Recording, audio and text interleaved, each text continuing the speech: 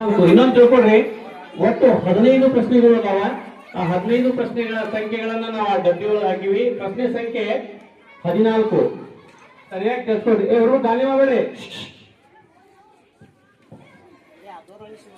ವಿಶ್ವವಿಖ್ಯಾತ ಗೊಮ್ಮಟೇಶ್ವರ ವಿಗ್ರಹ ಎಲ್ಲಿದೆ?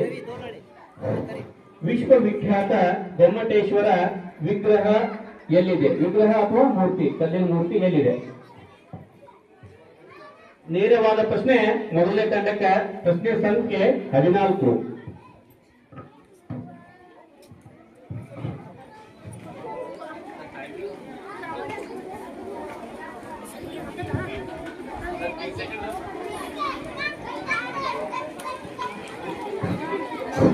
ರವಿ ದೇವನಹಳ್ಳಿ, ಸ್ವಲ್ಪ ಮೈಕ್ ಹತ್ರ ಬರಬೇಕು.